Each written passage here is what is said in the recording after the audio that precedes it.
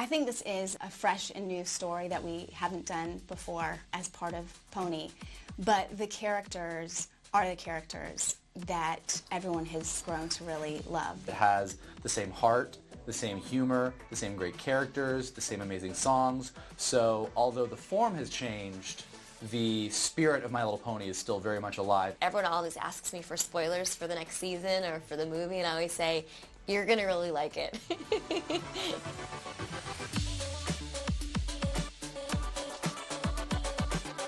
It was a lot of fun for us. You know, Megan's been on Pony for a while, and it was really fun to kind of throw her this challenge. You know, we kind of all decided we wanted to do this thing. We wanted to say, let's take My Little Pony where we've never gone before.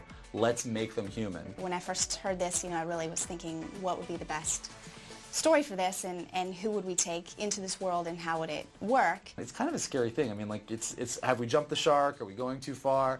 And kind of Megan came in and just said, here's how I think we should do it. Here's what the story is. Here's how it works for the characters. And you just had this sense of confidence. Like, she really just gets that world and those characters so much. I believe she could take them anywhere. She could do ponies in space and it would still feel like Pony. All right, girls. Dance is tomorrow night, and we still don't know how we're going to get Twilight the vote she needs to be named princess. Right now, folks only know the Twilight from the video Sunset Shimmer posted online. We need to help them see her differently. Yes. I've got it!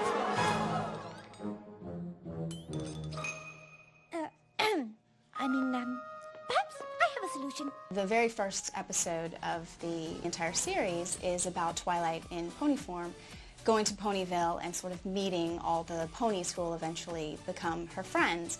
And I really thought I could use that as a touchstone for this story, where she would be entering a totally new environment, one that viewers of the show had never seen before, and of course that's something she had clearly never experienced before, which was the human world. And so I just kind of ran with that. What am I?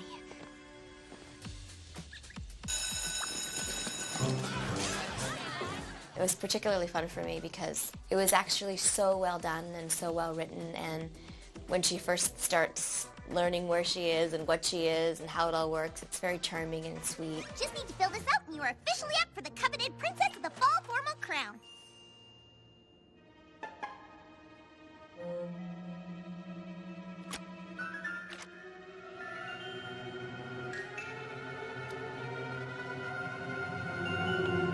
What was really cool for us that Megan did was this idea of Wizard of Oz in reverse. Should have known Princess Celestia would send her prized pupil here after my crown. And her little dog, too. There is a bit of a Wizard of Oz element to this, I think. I mean, she is trying to accomplish a goal so she can get home. I mean, that is her ultimate goal. That must serve as the gateway back to Equestria. We need to find my crown as soon as possible and get back there. I suggest we start searching the castle first. So I think, you know, seeing a high school location and human characters and cars and malls and coffee shops, for her, this is the craziest thing she's ever seen. But for our audience, it's actually a really relatable place.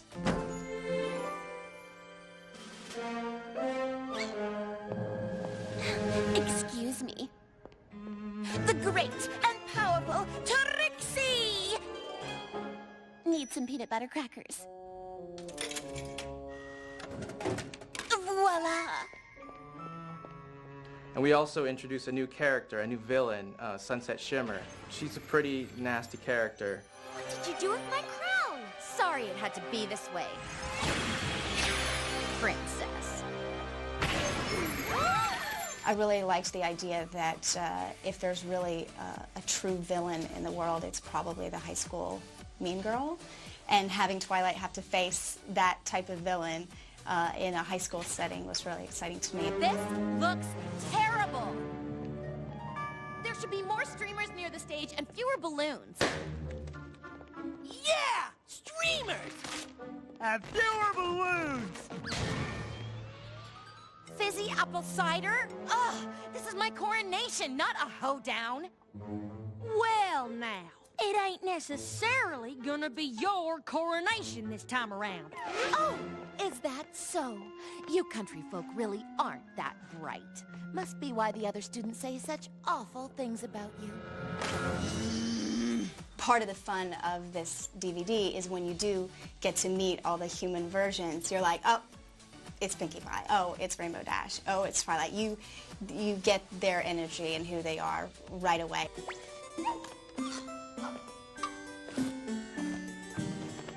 Perfect. Oh, yes, this is good. No one will recognize you. It's a real testament to how far our characters have come. That they're not just ponies, and they're not just one character level. Like, you can take Pinkie Pie and put her in a human form in a high school, completely out of context of anything that would be in a My Little Pony TV series, and she still acts exactly, perfectly, 100% the way that you would expect Pinkie Pie to act. Hi, my name's Twilight Sparkle, and... Pinkie Pie? Are you psychic? No. I don't think so. Unless, of course, that's something you can do here. Not usually. Trying to find who they would be in the human world and have it relate pretty clearly to who they are in Ponyville. Rainbow Dash, for instance, is on the soccer team. And I did have that Fluttershy helps out with the local animal shelter. Rarity works in a boutique in a mall. So it was actually pretty easy to find these sort of places to put the girls that would make sense and translate. Somebody order a dozen cases of fizzy apple cider. That was the really fun thing, is that it's not just our 6 main characters. Every character, whether it's the Cutie Mark Crusaders or Granny Smith or Big Mac or Cheerily or any of them, we get to see our pony characters in a completely different world, but they are still 100% recognizable as exactly who they are. And can I get mine with extra oats? Oats? Scratch that. However you normally make it is fine. I guess one of the bigger kind of fun changes is with Spike is it turns into a dog in this world. Is obviously it'd be a little weird if he stayed a dragon. You're not supposed to... Spike? Are you a dog? I think so. He has a slightly different relationship with Rarity. In Ponyville, he has a big crush on Rarity, and she doesn't show much interest in him. But in this world, Rarity thinks he's a cute little puppy. And we'll need a disguise for your dog, which is too bad. He really is so adorable. You know, with a little work, I think I could make him look like a rabbit instead. Huh? I think it was really fun to bring them into human form, and part of the fun is the gags of a pony all of a sudden walking on just 2 legs and not knowing, what are these, hands? I don't know what to do with them. So that was a source for a lot of fun.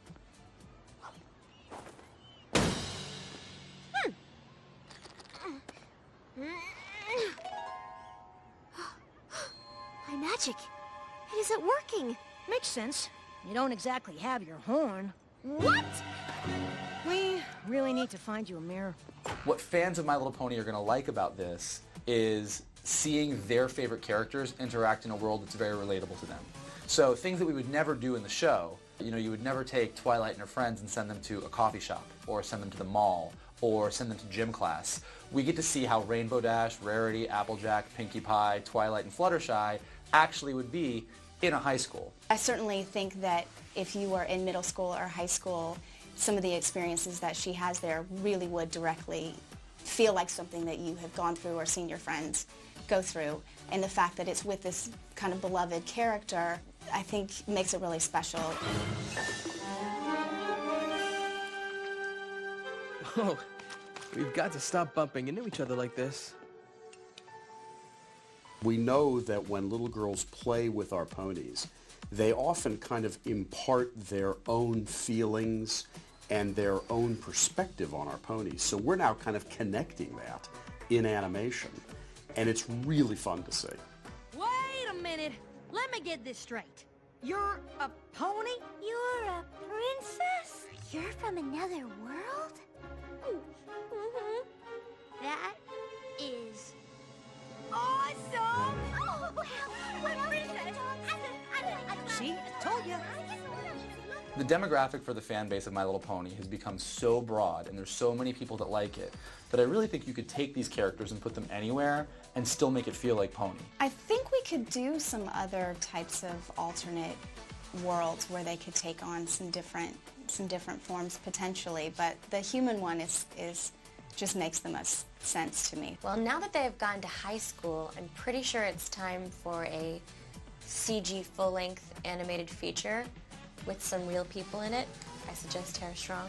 The world of My Little Pony is so broad that there are a number of places that we can always take it, and we're always pushing the envelope to keep the pony entertainment and the pony brand fresh and exciting. I don't know that we would go down the road of the My Little Pony fish show, but the thing that's great about My Little Pony is if we did, I could tell you exactly how the Pinkie Pie fish would act. I'm so nervous. You do realize that's not a real word, right?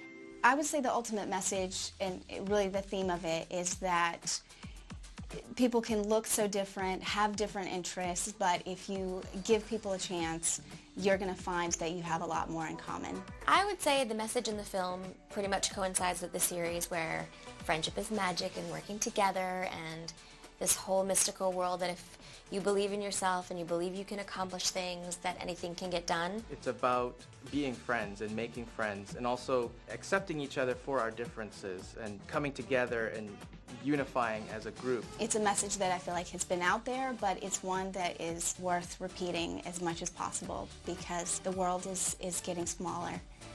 We're able to connect with so many different types of people through all the kind of social media and things like that and the internet, that really seeing that someone next door to you has something in common with you, someone across the world shares something that you share.